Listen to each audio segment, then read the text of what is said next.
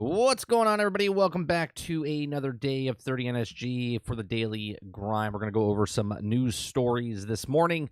We're going to cover, we have a article about Redfall. We have a thing about Lord of the Rings. We have Overwatch 2 news.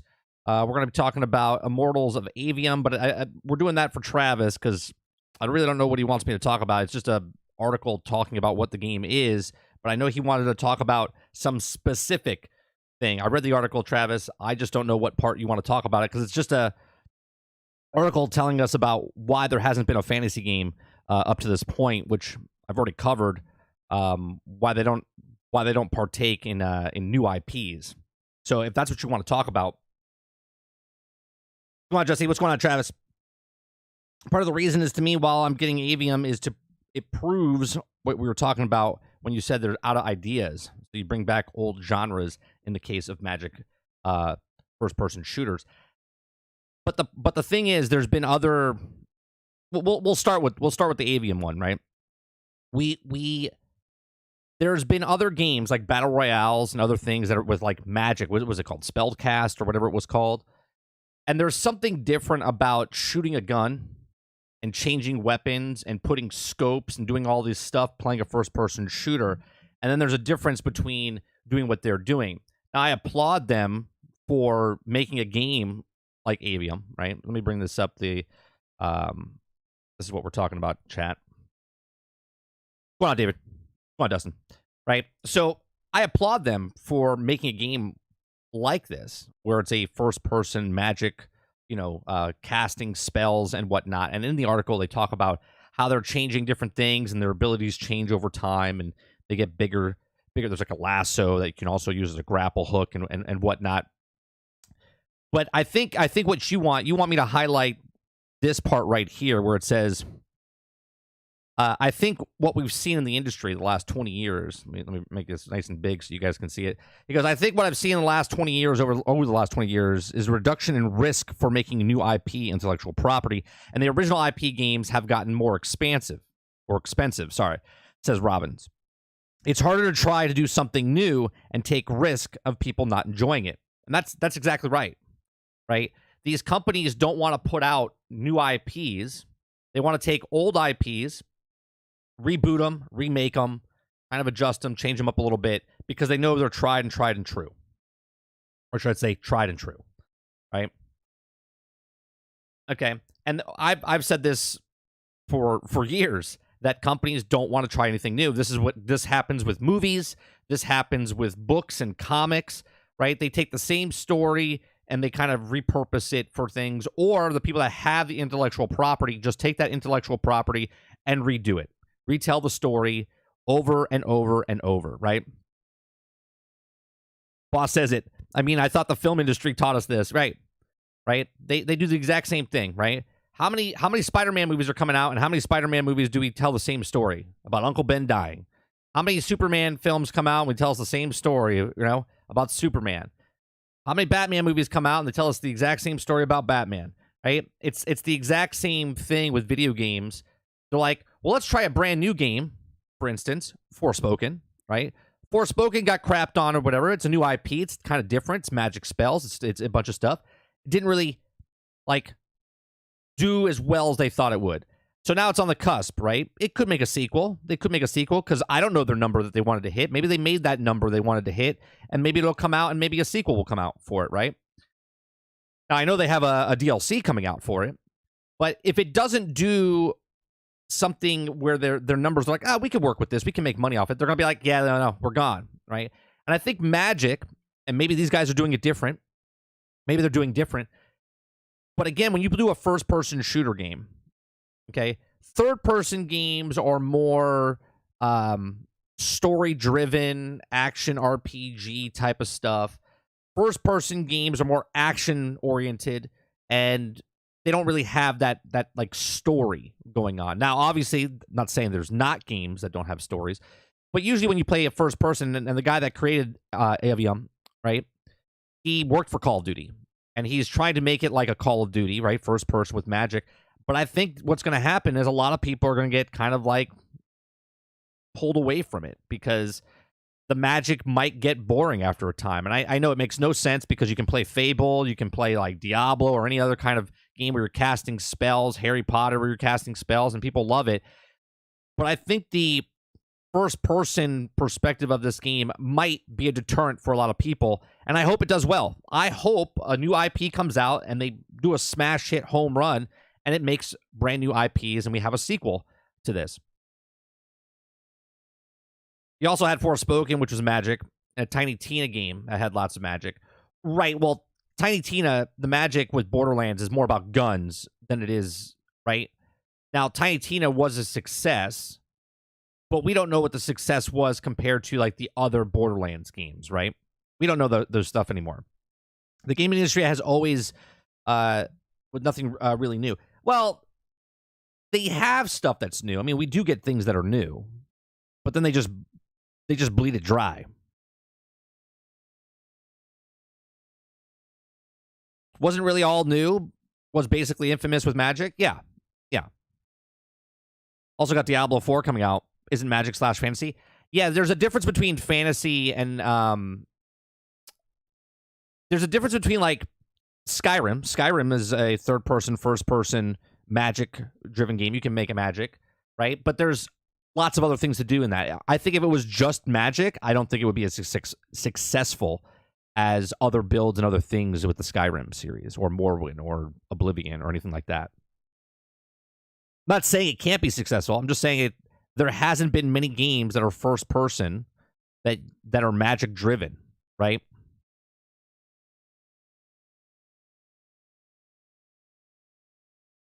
He said it's not COD. He said Ghostwire Tokyo and Doom. No, what I'm saying though is that he worked for COD. Like he worked on COD. That's where he got the idea of making this game.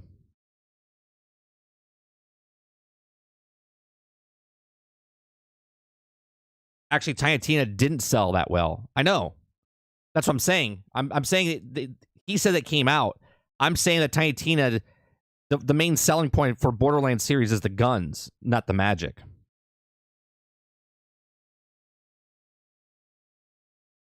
Wonderlands was a bit of a ripoff from what I saw, especially with the DLC. The only thing that they find interesting and innovative is the dual classing. I played it. I enjoyed it, but literally it's hard to hit. And I think what what Borderlands suffered. Borderlands 1 was like this under the radar type of game when it came out. It was like this cult classic that got bigger and bigger, right? Borderlands 1 got more popular after the fact than it came out. And then Borderlands 2 was like the pinnacle of it, right? Borderlands 1 was good. Borderlands 2 was phenomenal. And then Borderlands 3 kind of went downhill because it took so long to come out. And then they kind of capitalized on Tiny Tina and whatnot with Wonderland. And it's good, but it still doesn't capture, personally, it still doesn't capture what the Borderlands series was. It has good moments, though.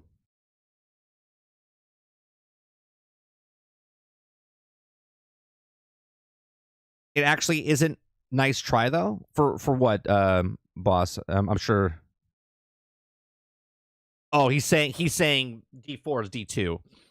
I would say it's based off D2. It's not based off D3, but to say it's like D2, it's again, a lot of you guys like to just throw stuff out there.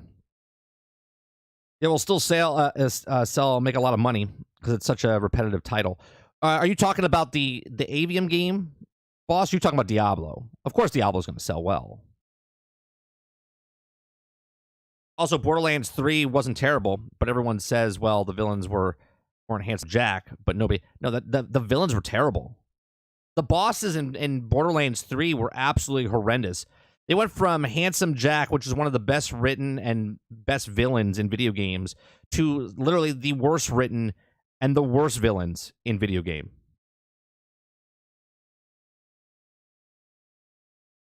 So isn't Warcraft game or Magic in a game already forgotten about it? Yeah, but Warcraft, again, I said first person. There hasn't been a first person Magic style game like this because they don't really sell. Fantasy, I know we think sells very well, right? And there are people are going to start putting outliers in the chat, but for the most part, like these like Like, for instance, right? Lots of people don't like Westerns, right? Lots of people don't like Westerns, but they made a Red Dead game. There's been Western games in the past, right? There's Weird West. There's a Red Dead Redemption. There's what was the first game that Red Dead's based off of? Red Dead Revolver, right? Or was it called Dead Revolver? Red Dead Revolver? Is that what it was called? Like, there are Western games, and they sell pretty well. And obviously, Rockstar, because Rockstar made Red Dead Redemption, it sells well. But Western games aren't a mass success hit, right? You look at Skyrim and that fantasy base. Skyrim has sold a crap ton for 12 years. But those are companies that have made games, and Skyrim is the sequel to Morrowind and Oblivion and whatnot, right? So those are tried and true series that we're selling and then continuing. This is a brand new IP, and we're talking about Immortals of Avium, right? And it's going to be hard, and I hope it makes it. I hope it makes it. It looks good. It does look good, but we'll see. And we were just basically taking off of what this guy said in the article. He says, I think what we've seen in the industry over the last 20 years is a reduction in risk for making new IPs, and original IPs games have gotten more expensive. Okay, it's harder to try to do something new and take risk of people not enjoying it. And that's the main point, right? Some of these new things, they don't want to take risks because they don't know if people are going to enjoy it. Yeah, Evil West. Yeah, we're going to talk Behemoth. We're going to talk about Overwatch in just a second. So yeah, Travis, if that's what you wanted to talk about, I mean, look, I hope this game makes it. Like I said, it looks interesting. It comes out real soon, doesn't it? It comes out in like July.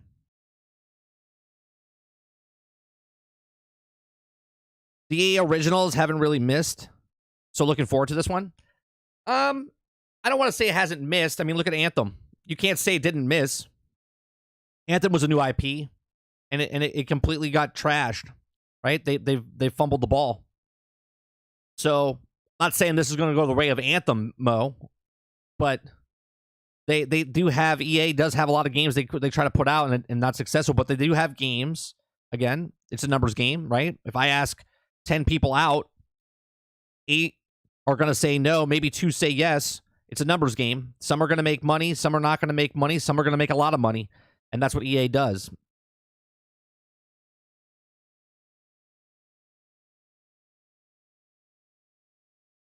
Let's talk about Overwatch next, shall we? So let's watch this. This makes me laugh. We're left with another difficult choice. Do we continue to pour all that effort into PvE, hoping that we can land it at some point in the future? Or do we stick with this set of values that we've aligned on and focus on the live game and focus on serving all of you? With everything we've learned about what it takes to operate this game at the level that you deserve, it's clear that we can't deliver on that original vision for PvE that was shown in 2019. I'm gonna let him finish, but I love the fact not only has Blizzard like fooled multiple people over and over during Overwatch 1. Overwatch 1 was supposed to be a free game. Then they charged $40 for it. Then they had microtransactions and loot boxes in it. Then they said they're going to put PvE in, and then they, instead of putting PvE into the first game, they just said we're going to make Overwatch 2 and it's going to have PvE. And now they remove PvE yet again. What that means is that we won't be delivering that dedicated hero mode with talent trees, that long-term power progression. Those things just aren't in our plans anymore. And we know that this is going to be disappointing to many of you, which is why we wanted to bring it up before we talked about the roadmap. And to be perfectly honest, it's been really difficult for many of us and a lot of folks on the team who've poured their heart and soul into that stuff. Yeah, I'm sure it's really hard. It's really hard because you got paid and you put your blood, sweat, and tears in there. I've worked on pictures and commercials that never see the light of day. But you know what? I still got my money for it. And if it ever gets released, it's there, right? Home video, commercial, sits on the shelf. Lots of companies like to just spend money because they have that and they have to spend money. So they make a commercial, they do something, but they never see the light of day. It just gets put on the shelf. Okay. So to say that they're disappointed, obviously you want your work to go out, but as a company, Activision Blizzard, this is a freaking joke. All right. So Overwatch 2 PvE campaign mode is basically canceled. Blizzard has effectively canceled Overwatch 2 campaign co-op PvE mode that was the first shown at BlizzCon in 2019. We say this all the time on Generation X Gaming with Sarge. Shut up and don't tell us anything until you actually have a product to show us. Okay? 2019, they told us that they were going to have a PvE, and I was excited because I was like, oh, sweet. I really want to play these characters in a PvE. Force Gaming says it the best. Okay? He says, after 7 years of development for an MMO called Titan, which was the original what Overwatch was, they canceled that and turned it into, into thing. It says, Blizz, we couldn't find the fun in PvE. Titan is canceled. We've made a PvP-only game called Overwatch instead. After years of development for PvE for Overwatch 2, Blizz comes out and says, we still have not located the fun. Okay. So Overwatch 2's PvE campaign mode, aka hero mode, seemed incredibly ambitious with the character-specific progression systems and story missions that would have given hero shooters much needed in-game lore and story development.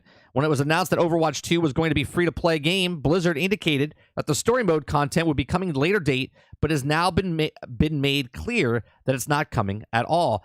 I wonder why this is. You think they can't find the fun, or do you think that they're making so much money off of the microtransactions in their Overwatch 2 that they're like, fuck it. Why are we going to put the time in to make a PvE? Okay, when we actually have to keep making content for the PvE, we don't got to make content for the PvP. We could just make more skins for the PvP, right? This is reality, okay? 20% make 80%. 20% of the population that's playing Overwatch 2 is making 80% of their profits.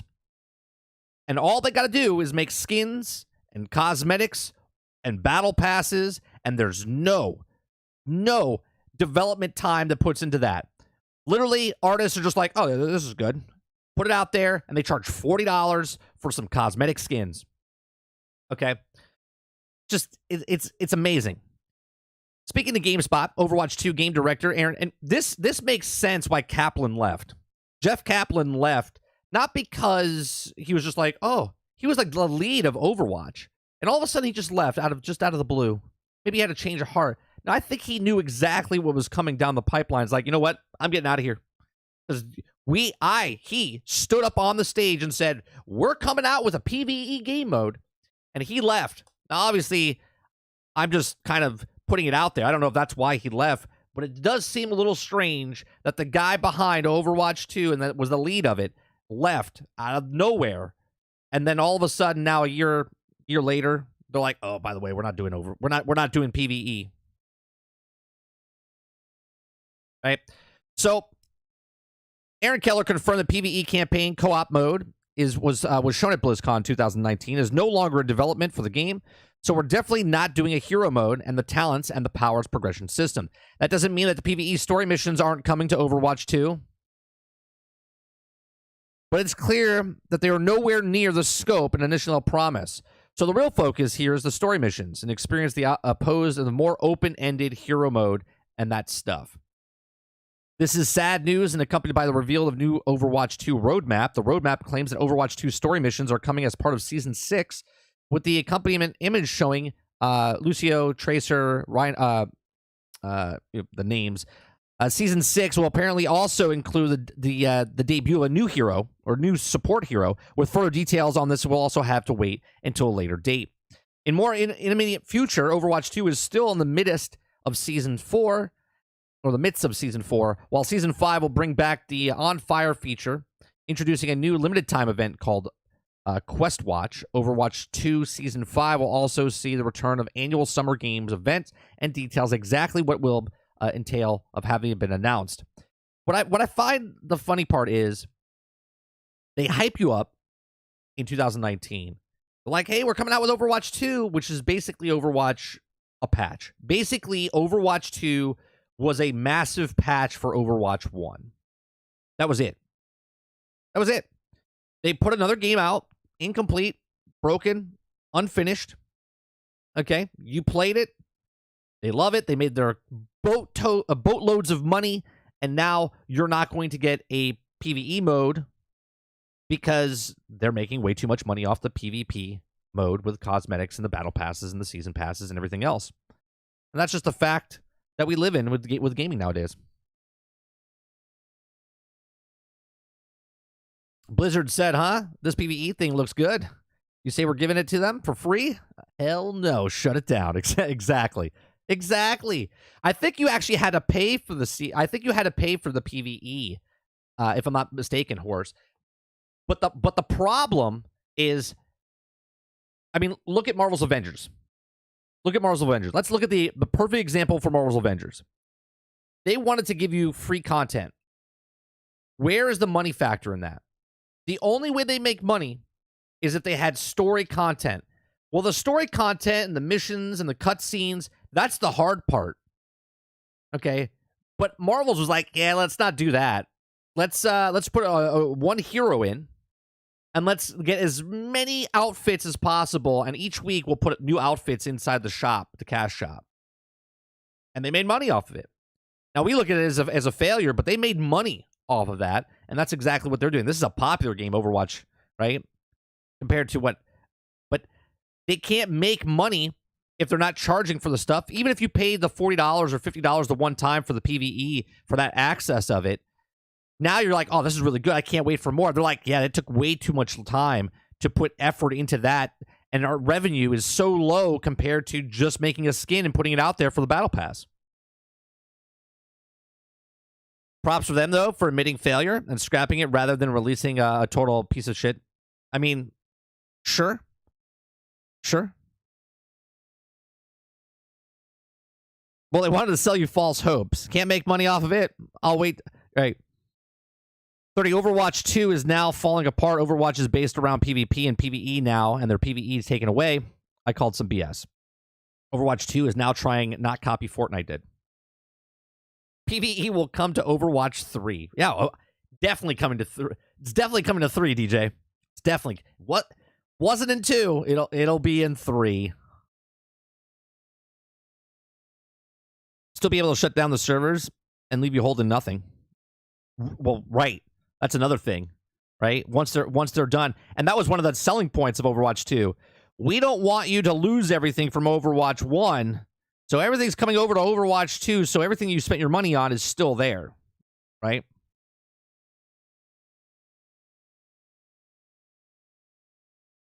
No, just have it to own Overwatch. I have physical. I picked up for cheap. Yeah, but you still don't own the physical, Horseman. You still don't own the physical. If the server shut down, you're done. All the cosmetics you bought, all the stuff that you bought, the disc, it turns into a coaster once they shut the servers off. 30, Overwatch 2 was a failed marketing a couple of months. When it dropped, they had to take away content from new upcomers. Yeah. I didn't really like Overwatch. I only played it when friends bugged me to. I liked it. I when it first came out, we played a boatload ton of Overwatch. And the entire time I was playing Overwatch 1, I was like, man, I really want to see this as a PvE. Because then they had the Halloween event with the Junkyard. What was that called? I forget what the character's called. But the Halloween event was a co-op. It was a co-op PvE event. And I was like, this is great. I was like, they need to do more of those. And then those little stories they did for Tracer and stuff. I was like, this is some good stuff, man. Quintar, thank you very much for the 5 gifted memberships. I was like, this is some good PvE stuff. I wish they did more of it. And that was back in 2016, 2017. And then 2019, they're like, hey, we're making PvE. We're coming out with it. It's going to be great. And then here we are. Sad. But that's it. Overwatch 2. Same as it's that GIF. Thanks Let me for see if I becoming a can. Let me member. see if I can find that GIF. Hold on a second. Let me see.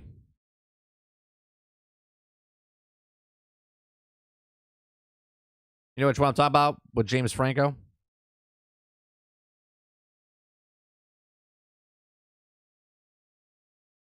This one?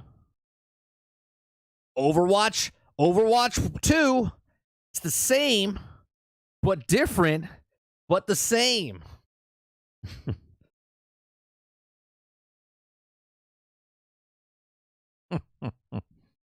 So ridiculous.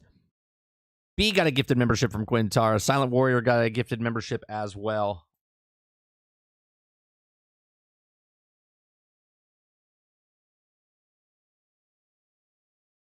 I haven't touched Overwatch 2. I have no interest in Overwatch 2. I haven't touched it. I was like, hey, you know what?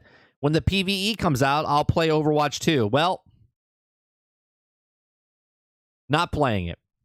And here's the best part. I forget who made the comment yesterday. I think it was Travis. Travis said that Activision's dead now because Microsoft is buying them. Activision's made bad choices way, way before Microsoft was about to purchase them. Okay? They make bad choices all the time.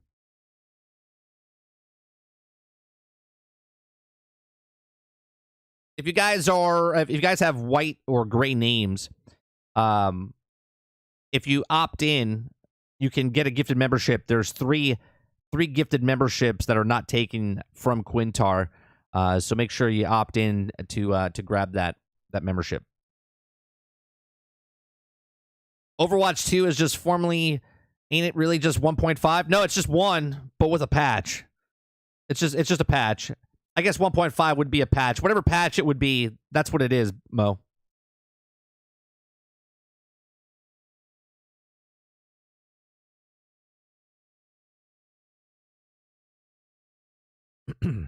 Now, here's the next story. We talked about this the other day. I said, I'm looking forward to Arc Raiders, right? I was looking forward to Arc Raiders. I knew it was going to be a free-to-play game. Okay? But now they've done this. The most anticipated co-op shooter just pivoted to an extraction shooter, and playtest signups are live. Now I'll read the article. I haven't read it yet.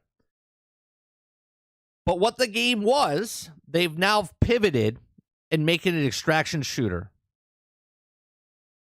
For God's sakes, people. How do game companies constantly change the development cycle in the middle of the game, and the identity of the game is completely gone? It wasn't supposed to be an extraction shooter. And they're like, hey, you know what's popular right now? Extraction shooters. We should make this a battle royale. We should make this an extraction shooter. So following last year's delay, which is Strike 1, Arc Raiders will now be a PvPvE extraction shooter.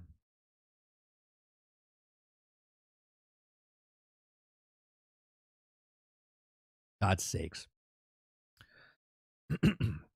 You know that one game that you barely know anything about, but find yourself getting excited anyways? That game for me is Arc Raiders. You would think I wrote this. A third-person shooter from Embark Studios, announced as a co-op game back in 2021, and we haven't heard much about Arc Raiders since Embark pushed it back last year in favor of releasing a debut multiplayer first-person shooter first, the finals. Now, it turns out Embark hasn't just been continuing development on Arc Raiders since then. It's been reworking completely into a PvPvE extraction shooter. Exclusive producers, explain that the change in the dev blog published today. Now, these are the same people that were used to be ex-DICE employees that opened up their own studio and made the finals, which is a free-to-play game, and they're making the Arc game, which is also a free-to-play game as well. Quote, over the course of development, Arc Raiders has taken the shape of what we believe to be a truly promising PvPvE survival extraction shooter. A game that takes a true Arc Raiders universe, and now we're having a blast testing internally. Okay, Arc Raiders reflects a growing enthusiasm for multiplayer shooters for extraction formats as offshoot of the Battle Royale polarized by Hunt Showdown, Escape from Tarkov, and more recently Warzone 2's DMZ mode. But let's do it. Let's get a piece of that pie. Let's get into the extraction shooter. Let's do it. Okay. That emphasizes players define goals and spaces with both real player threats and AI enemies, and the Arc Raiders and those AI enemies will be literal reboots or robots that patrol post-apocalyptic Earth. Okay. Arc Raiders drops players into a lethal but stunning, beautiful future Earth with hair-raising moments and survival of suspense. Human versus machines, human versus humans, and together or alone, and your versus sometimes conflict nature of your own humanity. All spectacular backdrop and landscape, literal with the hunting remains of the past. Now, still, the extraction genre is new enough that Embark's idea of the extraction shooter might differ from what we expect. No, it won't. It'll be the exact same of another game in the genre of all the other games that are out there, and they're like, hey, let's get a piece of that pie. Let's get a piece of that pie. Or more like Hunt with focus on shorter-term character growth and deeper PvE combat. Luckily, Embark is holding a closed playtest that may let you find out yourself. You can sign up right now, playtesting, on the Arc Raiders Steam page right now. Though, know that the test will be closed and under NDA because work remains on the game, and if we're not quite ready to reveal everything about it. So, if you want to go sign up for it, go sign up for it. But I'm a little less... I'm a little less... I mean, here, look. This was the trailer.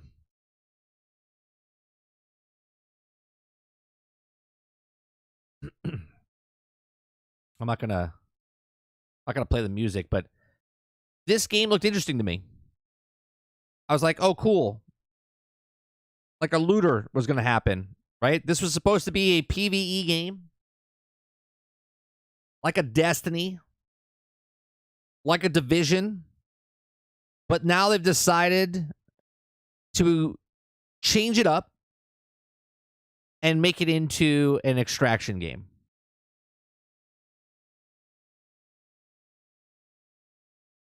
And I'm okay with it being a PvE game. But now you've literally limited it to extraction. Why not keep it as a PvE/PvPvE different game mode type of thing that you can go in to extract or game within the game, right? There was supposed to be large-scale battles in this game. Okay? Right? It was like 12 guys versus the boss, like the world thing. This reminded me of Defiance.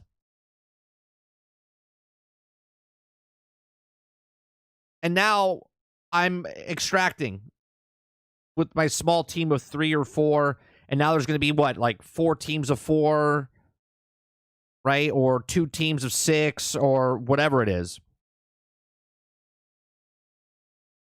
My hype meter of this game just went completely down the toilet. Now, I did sign up to check it out, so if I get to play it, maybe my thought process will change, but I'm not interested, and obviously it's not meant for me personally, but I was interested in this. I was interested in world bosses and big groups going at it like Defiance.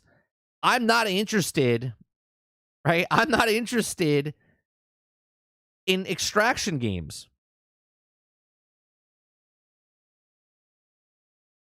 So, this is a loss to me. This is a loss to me. I was really excited about this game. And now I'm not as excited. Like, look at this.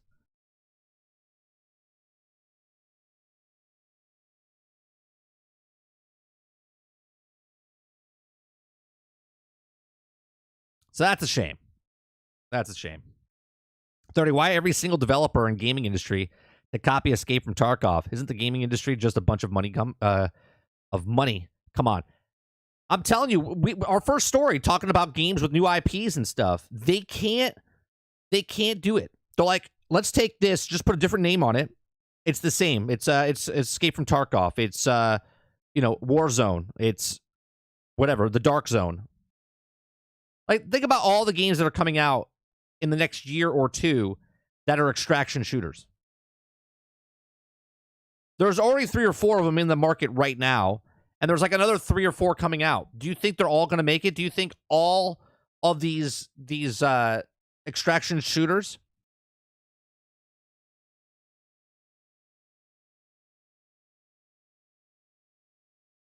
Now we have Heartlands, yeah, and now Arc Raiders, and there's another one. There's a one more. I can't think of the name of it.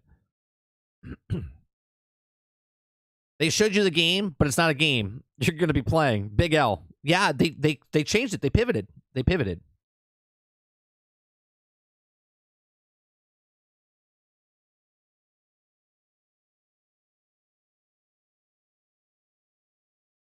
Showcase Wednesday, PlayStation.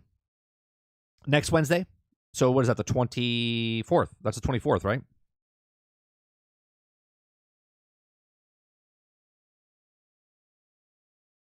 Most trailers is just game cinematics.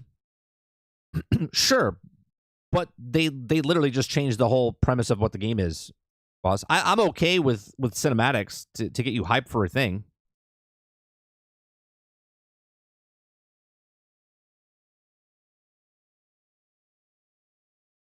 It's at 1 p.m. today or 24th at 1?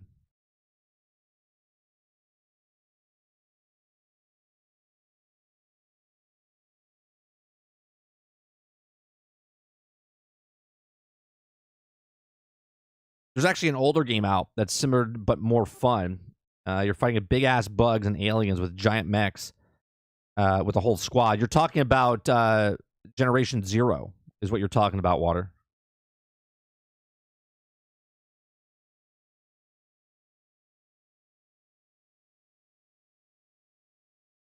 Put it in the general chat. All right.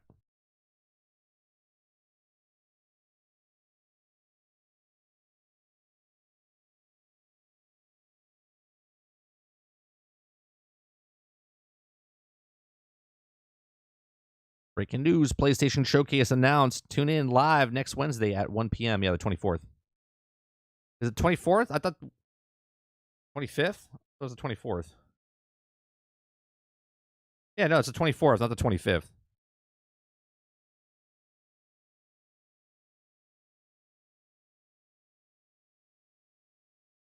Earth Defense Force.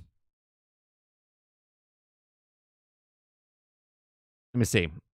Earth Defense Force. Is it Earth Defense Force 5?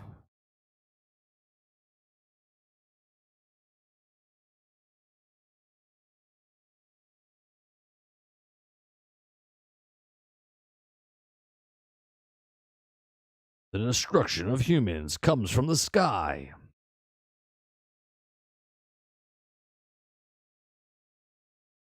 Join the fight. Oh yeah, this looks like something from like early 2000s, like 2007, 2010. Come on, Super Dave.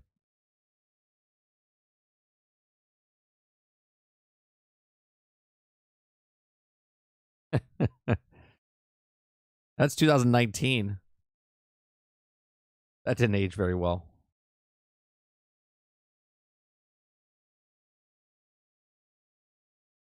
Yeah, it's funny because we literally were just talking about, hey, what are you excited for? I was like, you know what I'm excited for? I think it was yesterday or 2 days ago. I was like, Arc Raiders. I'm excited for Arc Raiders. And then all of a sudden, yesterday, it comes out that they're changing. I was like, oh, for God's sakes.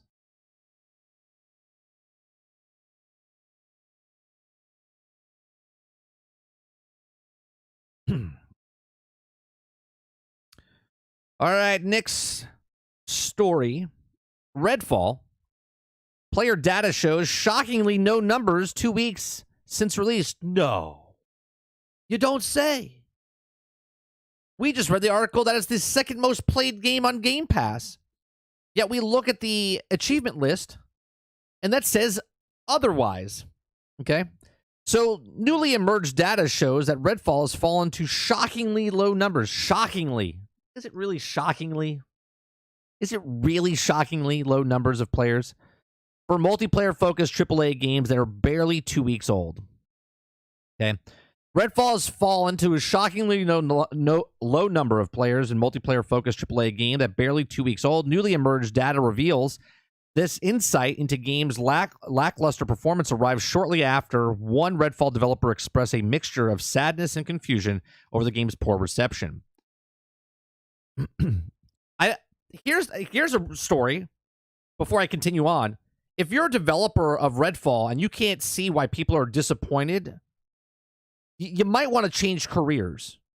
Because if you look at the game and go, this is good stuff, you probably shouldn't be making games anymore. We all fail in life, right? I fail every day when I make one of these shows, right? I fail every single day. I try to make every show better than the last, and each one still sucks, okay? I'm surprised anyone's here watching, okay? But you gotta know, right? You gotta know that your game is bad. You can't look at it with, like, beer goggles on going, hey, that's beautiful. It's the greatest game ever created. Like sadness and confusion over the game's poor reception. What game were you looking at? Were you playing a completely different? Were you playing a completely different game? Did you push out a completely different game that you were playing inside your studio? I mean, I don't get it. So released on May 2nd, Redfall. May 2nd, man, it's May 18th, 17th. It's 15 days ago. It feels like a freaking 6 months.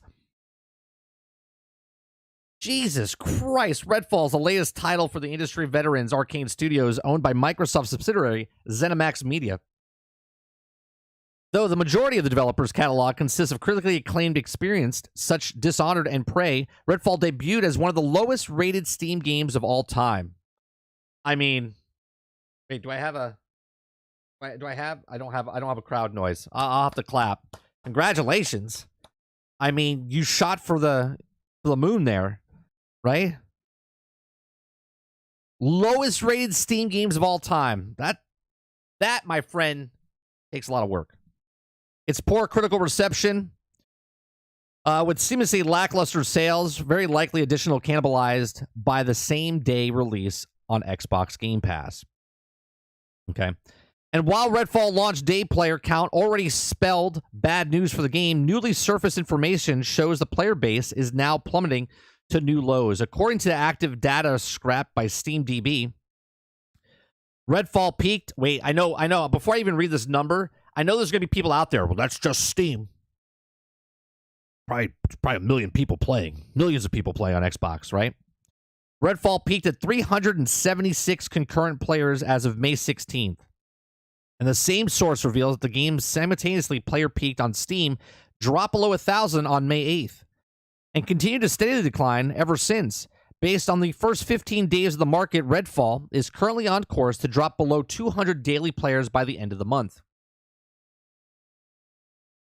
To put that number in perspective, The Witcher 2, Assassins of the King, moderately successful single-player game from 2011, had a concurrent player peak of 582 on May 16th. Gothic 3, as much more obscure single-player RPG from 2006, peaked at 630 simultaneously Steam players on the same day. And for more direct comparison, Arcane, 11-year-old Dishonored, had 560 concurrent active players during the past 24 hours. In fact, every single one of the developers' games released in the last decade, bar Wolfenstein Youngblood, had more daily Steam players than Redfall in this period. I mean, that's amazing. Maybe that was what Arcane was thinking. They're like, hey, let's put our latest game out that sucks so bad that they go back and play all our other games for the last 12 years. So, seeing how troubled co-op shooters is also available on Xbox Series X and S and happen to be part of the Xbox Game Pass catalog, Steam is plausibly the smallest platform, popularity-wise. However, the newly emerged data still plants the bleak picture for the newly released AAA game and spent years in development and largely multiplayer-focused. Now, while Arcane previously said the ambitious plans for post-launch Redfall content, it's plausible to resolve to support the game will be impactful, lackluster reception and dwindling popularity. At the same time, Redfall developer already started work on the next game. While not as much known about the mysterious project, Redfall's underwhelming debut suggests Arcane's upcoming game may mark as return of single-player experience with RPG elements. I gotta know. I'm gonna turn my Xbox on right now. And It's been a week. It's been a week since we checked the last time. Okay? Been a week since we checked the last time. Okay. We gotta go. I gotta go to Game Pass.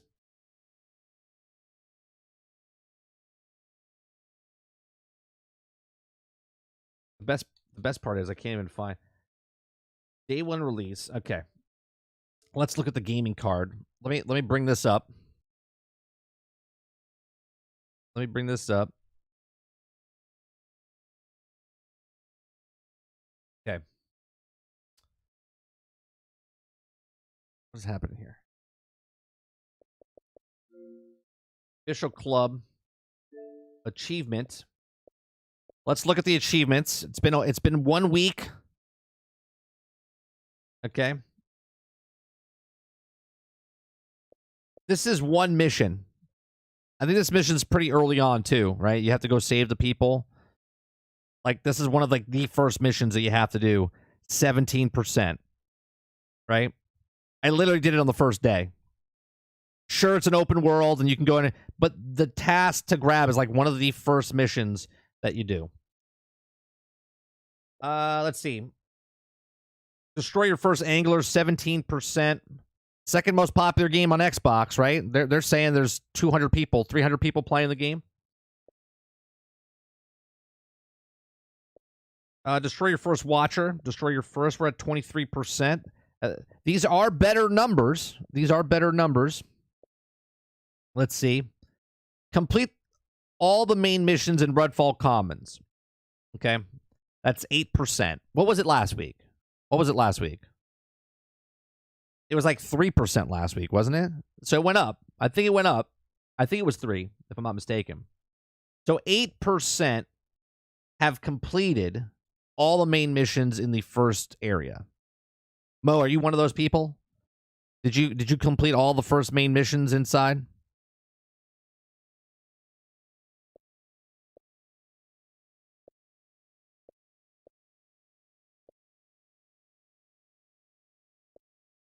Because it looks like no one's doing the side quests. Complete all optional campaign missions, which is a side quest, 1.62. Okay. Complete all neighborhoods in Redfall Commons, 3.99%. That went up from 3.92, I think, last week, from 3.99. Right? There ain't nobody playing. No one's playing.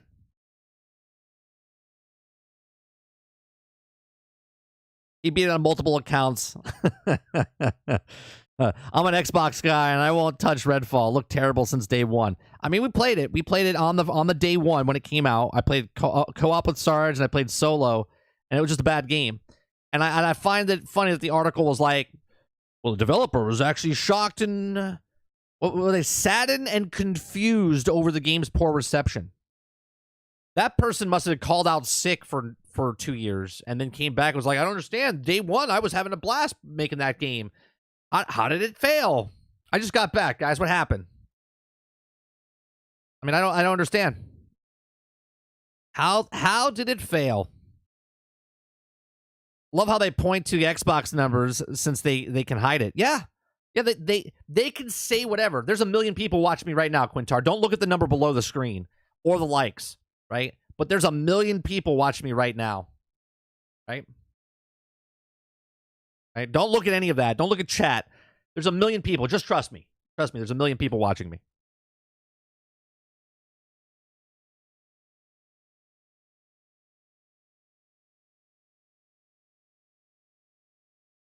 It's so ridiculous.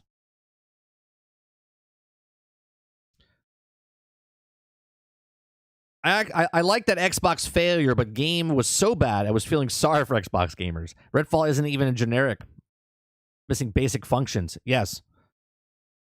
Carlos says, I saw somewhere that 2 main Arcane studios and the studio that made Dishonored and stuff didn't touch Redfall. But who knows? Yeah, no, it was made from the people from Austin, Texas. It was Arcane Studios from Austin, Texas. They have like 4 studios, 5 studios.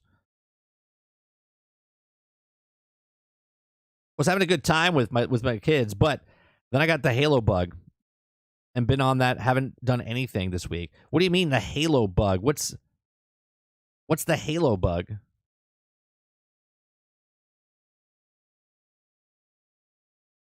Horseman says even those with low expectations were shocked.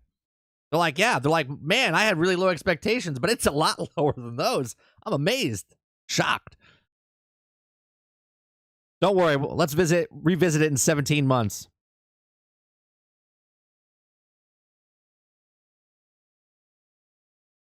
Red Flop 1, they added blind AI. 2, join friend, then they just get kicked. You or bad matches with your friends. Oh, there was something else that was going on inside there with the co-op. I forget what it was, and I was just like, really? That's the way it works? Why is it Texas always? The bad dev it was, the Texas division, the BioWare that made Andromeda.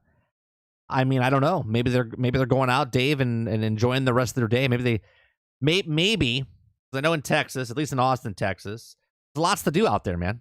Go hiking, right? Take your dog for walks, right? You got the nice city. There's lots of cafes, lots of hipsters, good music, good comedy clubs. I mean, who knows? Could be a lot of different things. But people, they're like, you know what? I'll work on it later. Let's go to a club.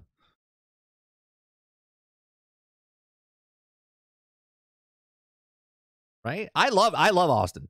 I love Austin, Texas. Right? I lived there. I worked out there lots and lots. I loved it out there.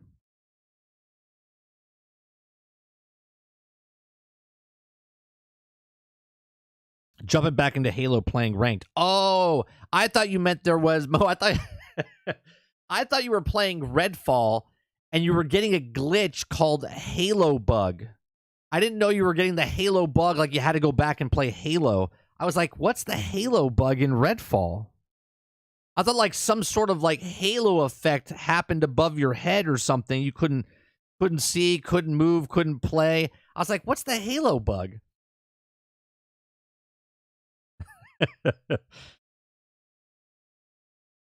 In Texas, people don't want to work.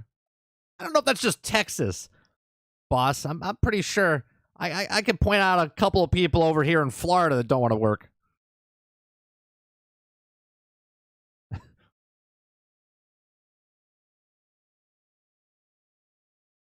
Everything's bigger in Texas, including failure. That's good. That's good, Horseman. Yeah.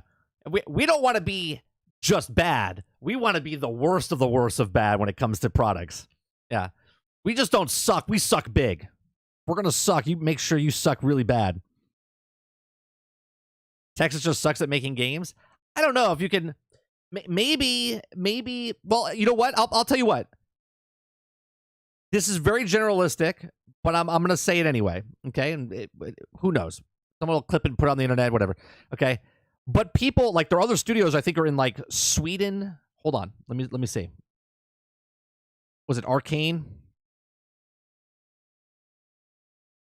Arcane Studios. Okay, Arcane Studios is a French video game developer based in Lyon. Was founded in 1999. Released the first Arc Fatales Baseline Line Studios. Arcane Lion. Arcane Studios operates Arcane Studio LLC. There's got to be.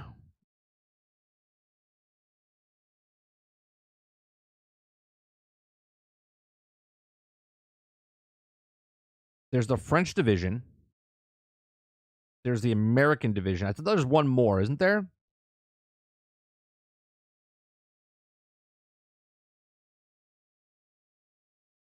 I could have sworn there was one more.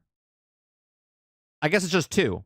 I guess it's the French division, and then there's the Arcane Austin. All right. Well, my generalistic statement will still stand. The work ethic, and again, I'm being very generalistic. I'm not saying everybody in America is lazy, okay? But the work ethic in America is much different than the people that work over in Europe, okay? People in the UK or France or Sweden, their work ethic is much higher than the people that live in America, right?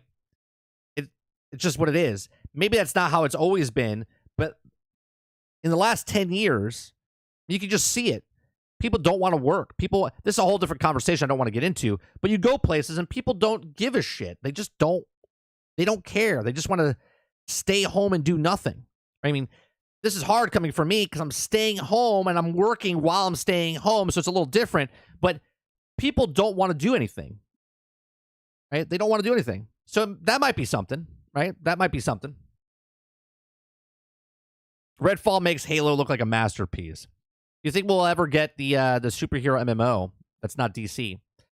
There was one in the works, but I think they canceled it.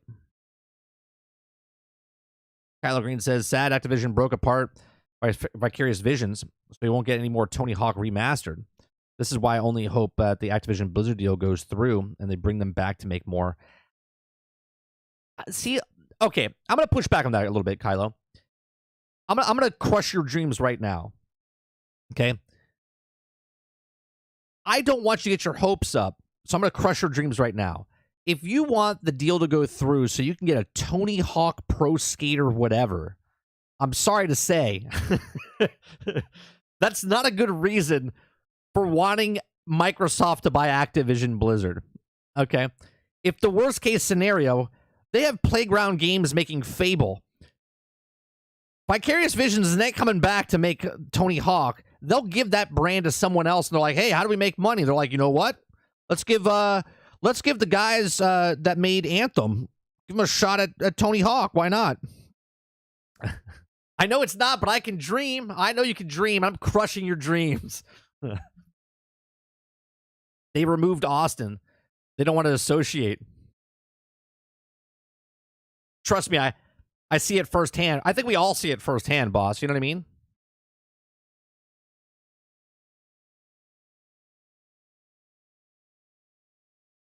Like my family, when I lived in New York, my uncles, my great uncles, they used to have like knife sharpening. They would have these trucks. This is what they did for a living. Okay. They bought these like ice cream trucks. Okay. You see like the Mac Tool trucks drive around and whatnot.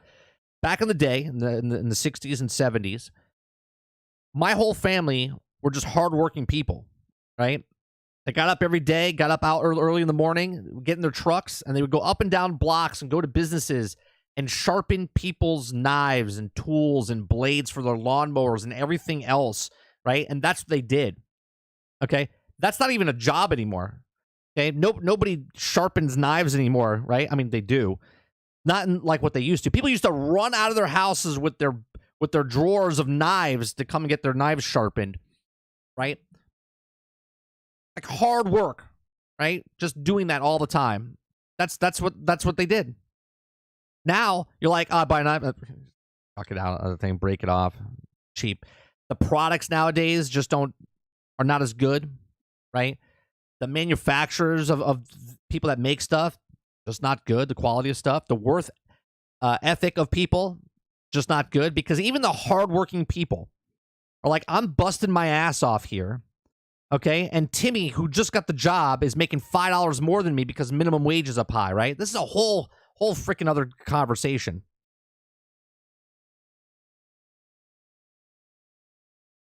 People that are with the company for like 5 years, someone that just gets hired, they forget about the people that have been there for 5 years working their ass off and doing good stuff. People that just get hired, they're making more money than them, and they're like, oh yeah, we'll give you a raise, and they give them a quarter more than the guy that just got raised.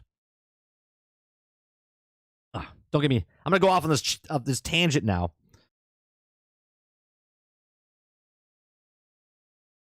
It just sucks that we have to carry slack of at my job because most people go in not giving a single shit. Yeah, that's exactly right. Exactly right. There's a guy. Here, I'll tell you a story. We have a guy that works for us. He's in charge of getting the other farm hands to help us out.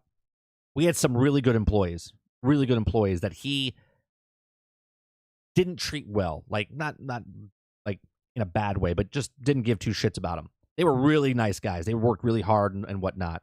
Okay, all they wanted was a raise. He wouldn't give them a raise. Okay? He said they weren't worth it. You know what they did? They said, fuck you, and they left. Right? They left. Well, now he's by himself. So now he's hiring other people that come in, and they're making the same amount of money that the guys wanted the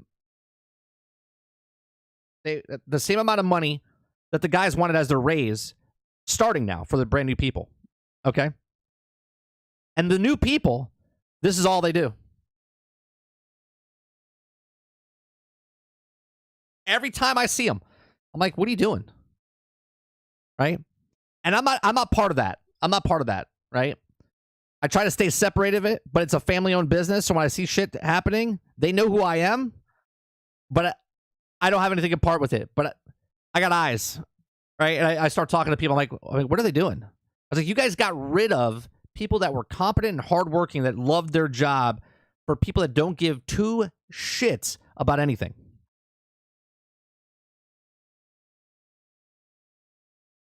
So going back, maybe people in Arcane Studios in Austin don't have a good work ethic. I don't know. Who knows?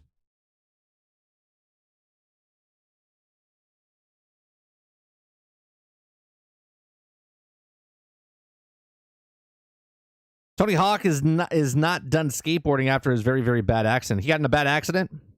I mean, isn't he like 53? He shouldn't be on a skateboard. He's like in his 50s. He shouldn't be on his skateboard. He's in his 50s. I know that. I need a reason to buy an Xbox. Where the hell is Fable? The game disappeared off the map. Well, if you need a reason to buy an Xbox, do you have a window that doesn't stay open, or a door that keeps shutting? I mean, you can get a good doorstop.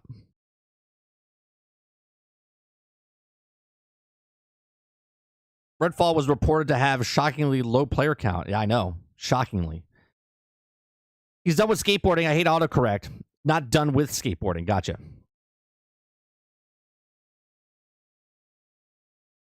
Fun fact, a lot of companies have bigger budgets for outside hires than inside hires. Yeah. Back then, they did labor work for 10 hours plus a day. Meanwhile, in order to get that type of stimulus now, we have to go to the gym. Yeah, it's a big problem. Since no one wants to work, they have to pay people more who've been working for them for so long and makes less. I'm seeing that in my workplace. Yeah, it happens all the time. Happens all the time. Because people in power are idiots. They're greedy and they don't want to spend money, but they want to realize they have to spend money, and they have way lower quality workers now. Oh, yeah, because they're just like, I'm here. I'm here. Hello, what have we here? You should pay me because I'm breathing. Timmy over here is breathing too, and he's actually working. What are you doing? Checking your emails and going on Snapchat or Twitter or Instagram. Like, put your goddamn phone down. Do something.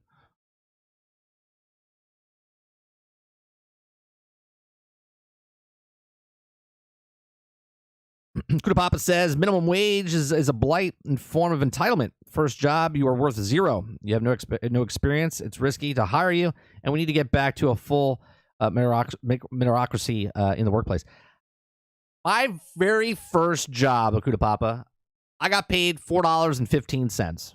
Right? This was back in like an actual job, not working for my mom's restaurant or anything like that, right? My actual, like, outside family job. I worked at an amusement park, like an arcade type of thing. I got $4.15, and I made that $4.15. I was 13 working. And it was over the summer. $4.15 all through the summer, all through next summer. Okay, all through the following summer, right? So 13, 14, 15. Okay, like the holidays and stuff when I worked there. Then they gave me a raise. Okay, they gave me a raise from $4.15 to $4.25 once I turned, I think I was 16 years old, right? Because now I could actually work. Okay, then I worked there for, what, 6, 9, maybe about a full year out of the 3 years, right? they hired people at $450, but I was making $425. This is why they don't want workers to talk about like salaries and stuff. When someone said, "Yeah, he was bitching that he was making $450," and I was like, I was like, $450. I was like, I'm making $425, and I just got my first raise after like 3 summers. Okay, so from that, they saw that I was a hard worker, and I went from $425, I think, to $550 within like 3 months. Then I went from $550 to $850. Right, got a $3 bump. Then they made me a manager, and I went to $12. Okay. Then they made me assistant GM by the time I was 18 years old, and I was making $20 an hour. Okay. And then when I turned 21, by that time I was 20. I was 20. Right? So from 13 to 16, I made $4.15. From 16 to 18, I went from $4.25 to like $8. And then from 18 to 20, I went up to like $22, I think it was. Like, what? But to what you're saying, when you first start, you're absolutely nothing. You know nothing, you do nothing. You have to earn your way up, right? I was thinking of pulling that tactic with my boss, and it was pretty soon I'll make a decent wage, but literally hard carry and do everything. I'm going to make the wrestler a Trex every time. I want days off. I can tell it's eating at you, boss, because you've been biting at it for the last like 2 weeks or 3 weeks or so.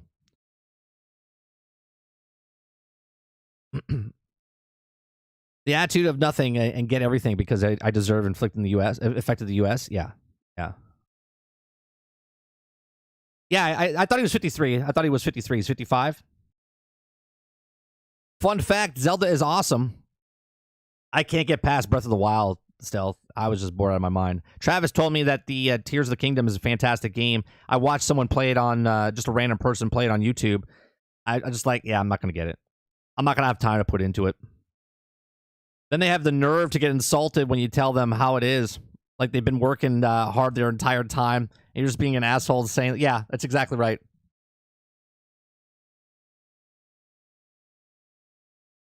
$4.15 was a decent wage back then, right? I'm not sure. I'll be honest with you. Let's see. Minimum wage in 1993. January of 1981 to April of 1990, the minimum wage was frozen at $3.35 per hour. Then a record-setting minimum wage freeze from September 1st of 1997 through July 23rd of 2007, and the federal minimum wage remained consistent at $5.15 per hour. So I started working in, and see, as a 13-year-old, I made $4.15. So apparently that was pretty good because it says there was a freeze, right? And then when I turned 16, that's when I got the bump, and it was still under the minimum, right? But you don't pay attention to that stuff when you're a kid. You're just getting paid. Oh, $20. I was making good money. I was making once I hit when I was 18 to 20. Here's the kicker. Are you ready for this? I decided I wanted to go back to school when I was like 20 years old. And I just quit that job that I was there for 8 years. I just quit on the whim. Walked across the parking lot, went to the movie theater. Okay.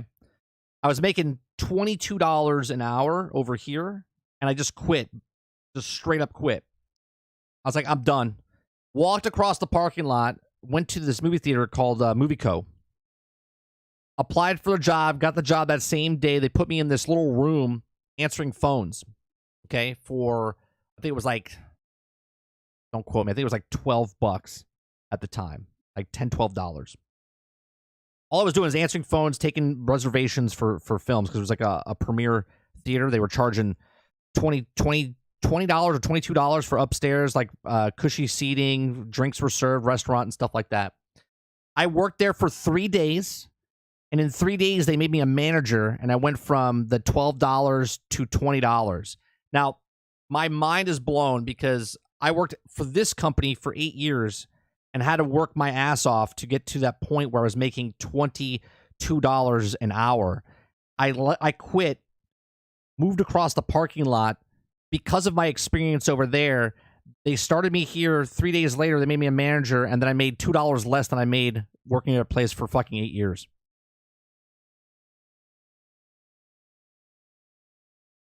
I started at $4.35 an hour, was big pimping, got moved up to $5.50 an hour. Huge. I worked my ass off. I wasn't the best worker initially. Grew a lot, worked in a warehouse, corrections delivered, and more. Now, after working hard, I'm getting trained for an amazing job. Yeah, you got to put your time in. That will allow me to make a lot of money, travel, and have more time and off to spend it. When I was younger, I used to think that money was everything. Money makes things easier. But as I got a family, family's everything. Family's everything. And we have the means where we don't live above our means. So we live well off. That's wild, 30. I guess different businesses work different jobs. Yes and no, Jesse. Because of my experience and working in that other industry, working there all those years, and then moving up from assistant manager to assistant general manager, it gave me the experience I needed. So when I went over there and they saw my resume, and they're like, why is this dude answering phones? Right? So they just quickly moved me up. And then 6 months later, I left. Right? 6 months later, I left. They knew I was leaving because I was going back to school. And then after that, I left there, went to school for 13 months straight at Full Sail. When I was done, I got a 3-month internship working at MTV for free. I made $0 for 3 months. Okay. Then I didn't get picked up with MTV right after, and I had to move back down with my parents. And then when I was down there, I got a job with Apple at just a retail store. Okay. And then when I worked at the retail store, I became an assistant manager right away, and I made pretty good money while I was there. One of the best companies I ever worked for was Apple, working retail. But then I got the call, and then I went back to work for MTV, and then the rest is history. I worked in the industry.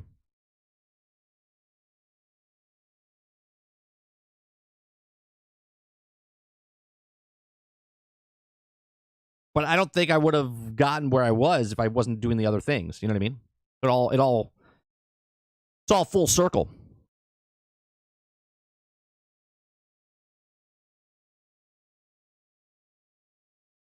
And now here we are. Here we are, where basically I'm back to square one, right? I'm at a business. This is my business, and I'm building it up.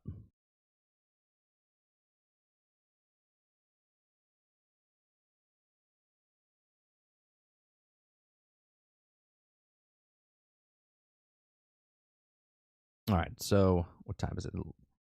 11:15, 11:13.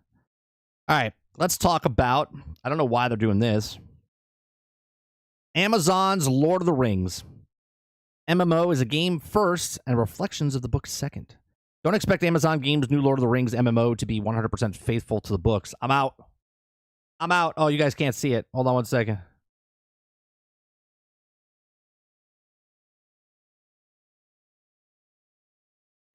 Amazon says the new Lord of the Rings MMO won't be 100% faithful adaptation to the book series. No, it's probably going to coincide with their the Rings of Power, probably, right?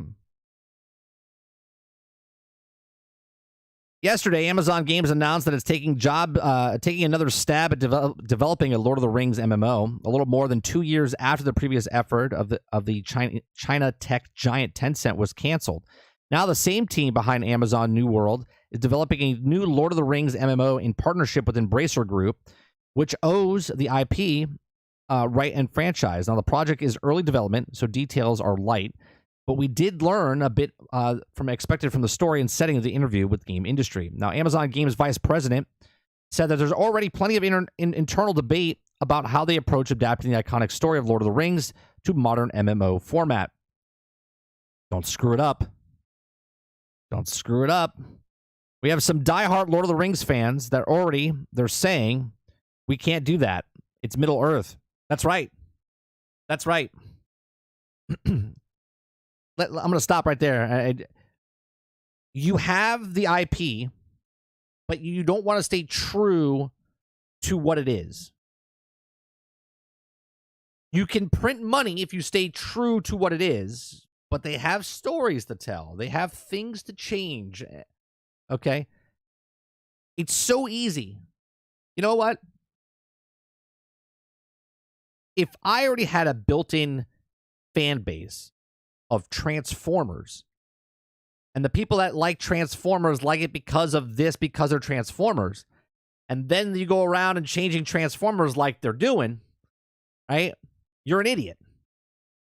If you have an IP like Star Wars, and then you go around changing Star Wars when you already have a built-in fan base that made you millions and millions and hundreds of millions, if not billions of dollars, and then you go around changing it, you're a moron, right? So the fans said that they don't do that. It's not going to allow it, and we're not going to be able to alter the story to introduce new characters or rewrite the books, Hartman said. But for me, it's still very important that the first game and the reflection of the book second. I want to make a Lord of the Rings game, but I don't want to do anything about Lord of the Rings. So while I need to stay true, I always am reminding the team already, I get it, but it's not about every person's going to be pointing out that the detail is 100% perfect.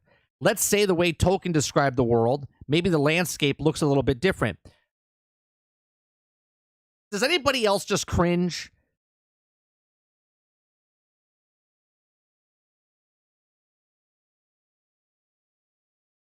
The author of the book if it's any other author, this man describes everything. Everything. He's so smart in the way he wrote the book. He literally has professions for people that don't even, like, he's like, oh, this part of town is made by these people, and this is what they do, and this is the backstory of them. He has everything. So ridiculous. So let's say the way Tolkien described the world, maybe the landscape looks a little bit different because we can't get it going to the art. People feel it might look a little bit different than what people assume it is in the book. Of course, Lord of the Rings Online is going to have the 17th year and still receiving substantial updates, including last year's Before the Shadow expansion. Hartman said it was a lot of respect for the developers at the Standing Stone Games, but clarified that chiefly due to technology advancements, Amazon's Lord of the Rings MMO will be worlds apart. In the meantime, that's it. That's all he's saying. Like, I just don't understand. I don't understand.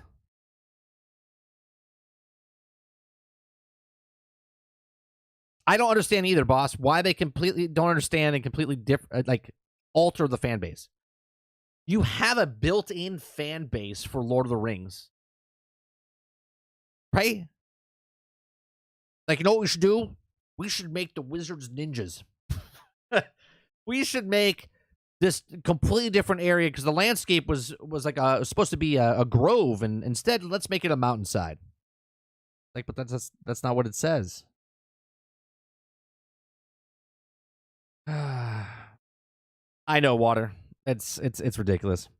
If this game is a new world with Lord of the Rings skin over it, it will fail. New World was good for about a week or two, right? Like, but this is the ridiculous part, right?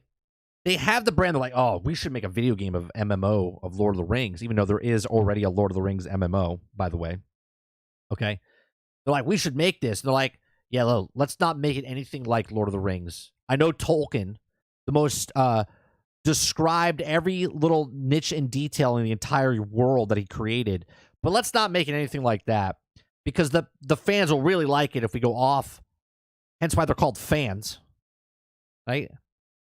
There's no other word for it than retarded. These people are retarded.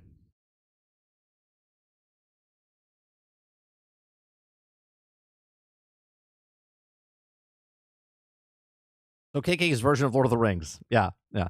Zipper did this with SOCOM 4. SOCOM is the fan base that loves SOCOM. It wasn't enough that they wanted COD fans, so they created the bastard SOCOM game that got fired and killed SOCOM in the process. Right, and it's your fault, boss. It's your fault for not liking SOCOM 4 because it wasn't anything like the SOCOM. Right? Lord of the Ring history is so deep, there's literally classes taken to learn Elvish languages. Yeah, it's the most detailed story. There's authors that wish they could come up with a story and the amount of detail they put in it. Lord of the Rings isn't 100% accurate, but they don't insert you into a fellowship. You help the fellowship, and then there's an embark on your own journey through the events happening in the Lord of the Rings. But it's still based in the Lord of the Rings, right, Okuda Papa? You're still in the Shire. You're still in the places that were in the books.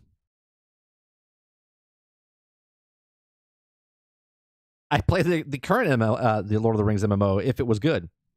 Ninja Wizards, that's right. Ninja Wizards. Jason says, Amazon and Lord of the Rings? No, thanks. Big fan, I see, of Rings of Power, Jason.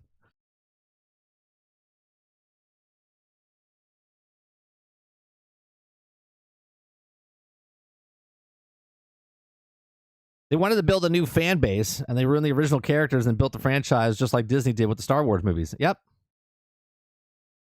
Not only did they want to build a new fan base, but they wanted to diminish the old fan base and tell you were wrong about being a fan of that stuff.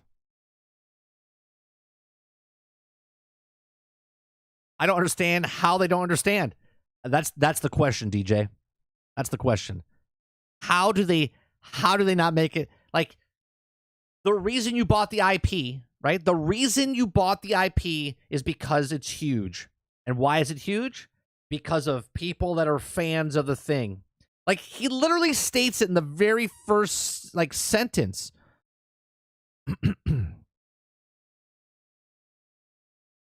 What does it say? Right here.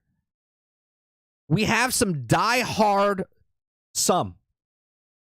right there, that tells me he doesn't even know the fan base. I'm not a diehard. There's more diehard Lord of the Rings fans, okay, than any other fandom in the world. Okay, we have some diehard Lord of the Rings fans that are already saying we can't do that to Middle Earth Enterprises is not going to allow it, or we're not going to be able to alter the story to introduce new characters or rewrite the books. They know they have the IP, and yet they're like, "Yep, there's already fans. These assholes are coming at us." They're your fans. They're the reason that you purchased Lord of the Rings IP for as much money as you did. I'm just saying.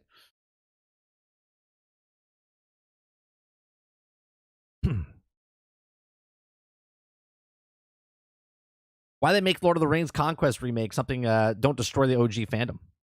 The old guard is just racist, sexist, horrible, expecting you to keep what the Tolkien wrote, right? Yeah. Terrible. That was like Travis's idea, his way of thinking. Buy the Konami to make Castlevania the game that right? Exactly, boss, right? Like, why would you do that? The reason Castlevania is successful is because it is. Now, you can do an offshoot, right? You can do an offshoot, but don't change the base of what the game is. You can make a Castlevania takes place in the same world as Castlevania and then make a different game. But don't change Castlevania.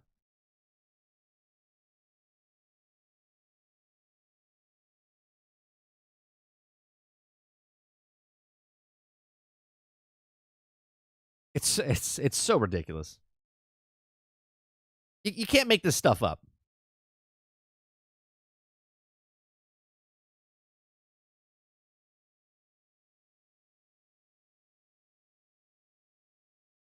All right. This will be the last thing. I want to show you guys this video. I thought this was interesting. This is like a game like Lemmings. Okay. It's called Humanity. Okay. We're going to watch this a little bit.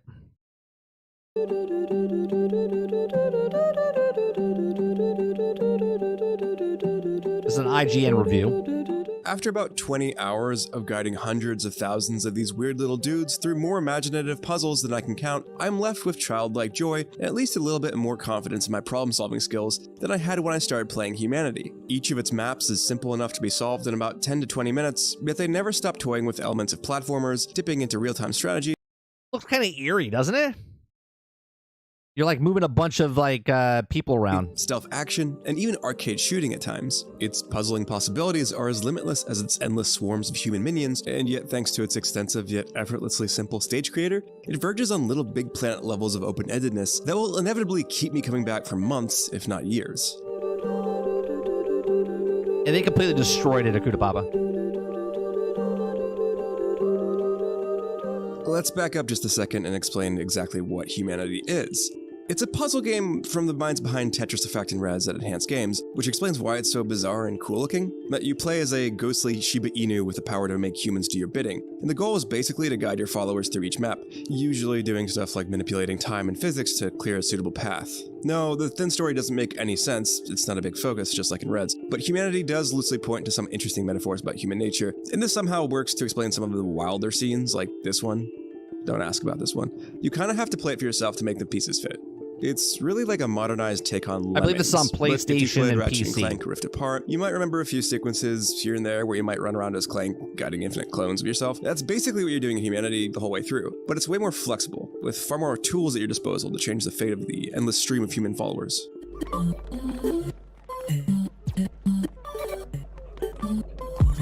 That means running and jumping around the map yourself, placing commands like turn, jump, shoot, and so forth. I had heaps of fun watching my initial strategies and mechanisms fail until I miraculously... I like puzzle games. I don't know if this is something I would play myself particularly, but I do applaud developers that try stuff like this. Figured things out each time I progressed to the next level, because trial and error is fun when messing up is this entertaining. It's great then that Xbox, after what a the early surprise. segments of the main campaign, you can restart a map at any time without resetting your existing it's in VR commands. too. That lets me rethink my steps at an iterative level without throwing all of my progress away after each mistake. There's a good bit of action too, in that sometimes you need to run around a map like a manic puppy and change the commands you've already placed as certain conditions are met. For example, in one level, I organized a group of humans to push a block into place, while not working together to create a pathway so that both groups could eventually jump across to escape an encroaching swarm of enemies. That's like just one zombies example, after but you? it illustrates the basic premise of Humanity and how each of its intermingling systems gives way to a seemingly limitless number of challenges.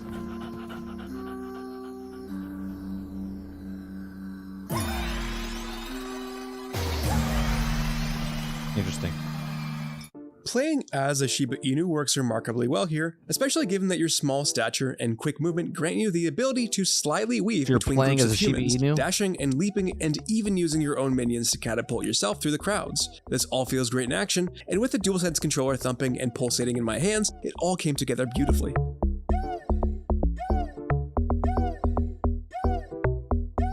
It's wild to see potentially thousands of individual people flying across my television or inside my VR headset at once, and many of Humanity's individual scenes are jaw-dropping. That's both due to the bewildering technical wizardry of managing this crowd, and the way that it uses strikingly imaginative scenes to burn each moment of satisfaction into my brain. One early puzzle had me creating my own state machine, a logical mechanism made up of thousands the last time I played it was like on jumping PlayStation around 3. between 4 platforms in an infinite loop, stepping over pressure plates in a rhythm that kept the machine in a state that allowed me to send a separate group of humans climbing up a ledge and jumping their way to safety. You'd think that so many moving bodies running around at screen at once would get confusing or even nauseating, but Humanity's camera system is handled so well both in and out of VR that you almost always have control of what you're viewing. When you need to zoom in for a closer look or zoom out to get a bigger picture, it's smooth and simple to adjust your view to focus where you need to.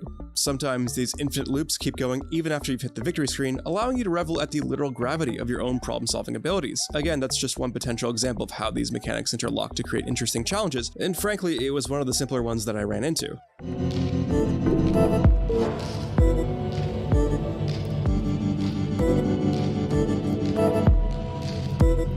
Humanity's open-endedness means it almost never slows down or grows repetitive, and figuring out each of its many clever puzzles feels like a completely new experience that is uniquely satisfying each time. That's especially true given how challenging they can be if you don't look at the conveniently included solution videos that help you with basic solutions but never go overboard or spoil any secrets, like how to unlock the optional objectives on any given map.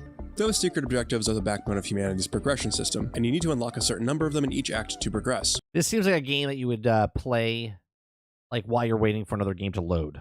Do you know what I mean? You're like, oh, I've downloaded this other game. It's gonna take an hour. It's like, I'll play this game for a bit. You can't just do the bare minimum of getting your humans from point A to point B and expect a pat in the head. This game demands a little more thought from you, but it was never a drag since they were never overly tricky to find or unlock, usually just adding extra layers of satisfactory challenge while giving more experience along the way. Just knowing that the way that I solved the level isn't necessarily the only way adds a ton of replayability.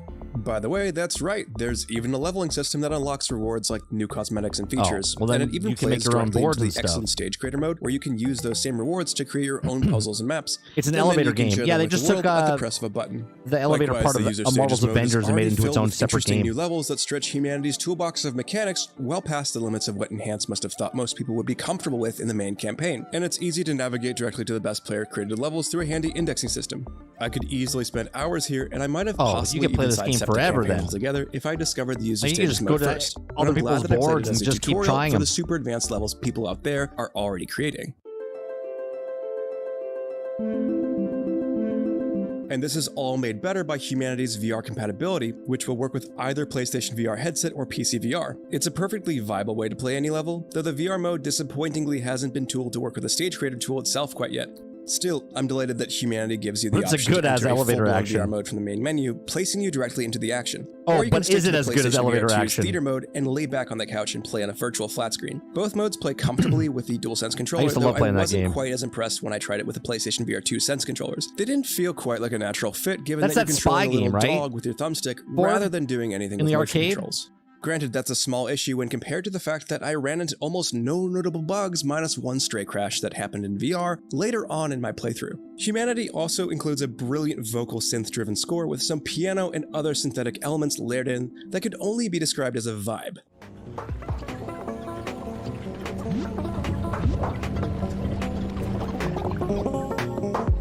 Its melodies are simple, repetitive, and sometimes even a bit silly, but each tune is appropriately relaxing, setting a gentle rhythm to brainstorm puzzles to. Even the relatively energetic bits of the soundtrack, namely during its boss fights, have a steady drone to them that make them sit comfortably in the background. Yeah, I know it was on the NES. I was just thinking it's the elevator game. I used to love that game.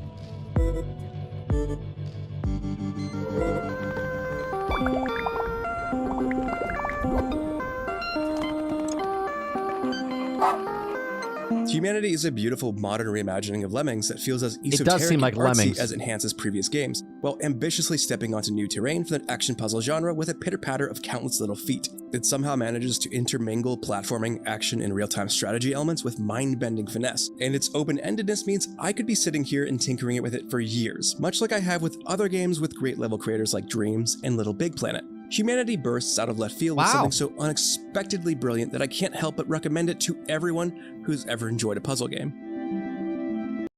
A 9. It seemed interesting.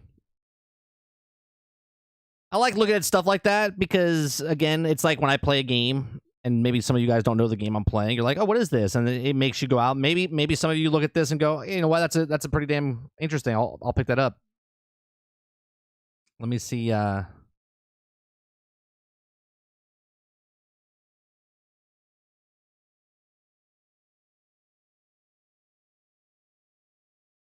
this is it. Elevator action in all its glory. In all its glory. Oh yeah, man.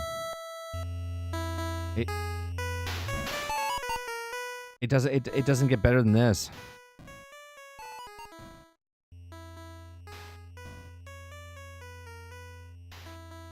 This is the next game to come into Game Pass. I just did that one for Boss. Now he's gonna come back and say, no, it's too good for Game Pass.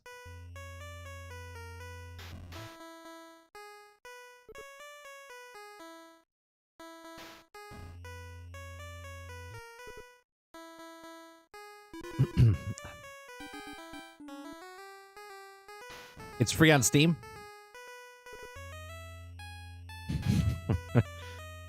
My brain can take this for about that long. That's it. That's all I can do.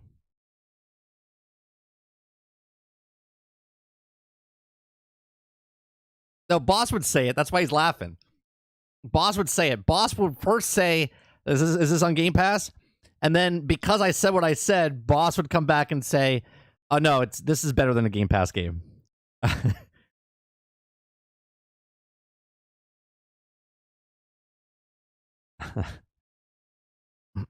Am I right, Boss?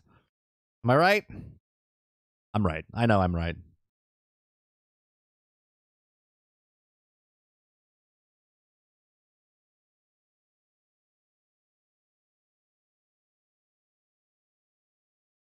See? See, I know my community. As much shit as we give, right? I know you guys give me shit and I give you guys shit, but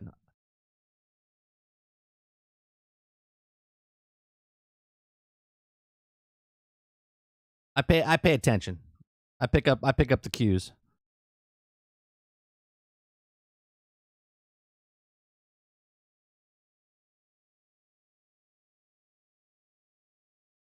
All right. I think that's it for this morning's news.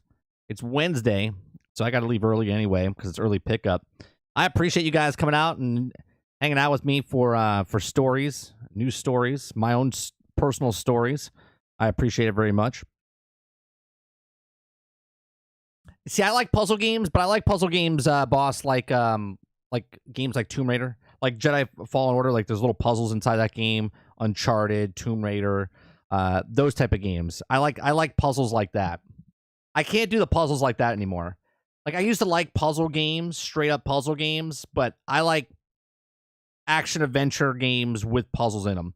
Like I would probably like Zelda, but just everything in between. That's why I actually like Breath of the Wild. I thought I would like Breath of the Wild.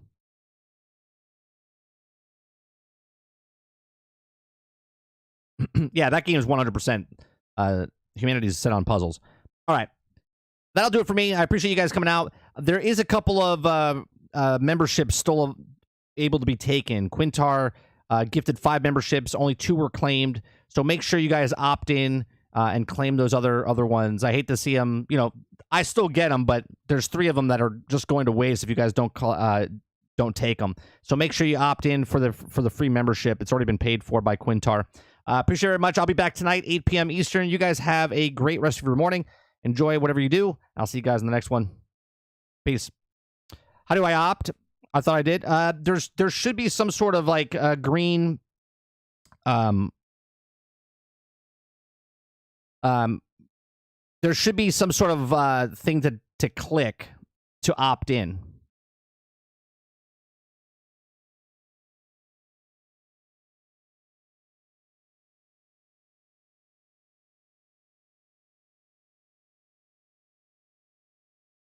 Yeah, it doesn't show up for me, boss, because it's my channel, so I don't know what it does. But there should be something that you click on and opt in.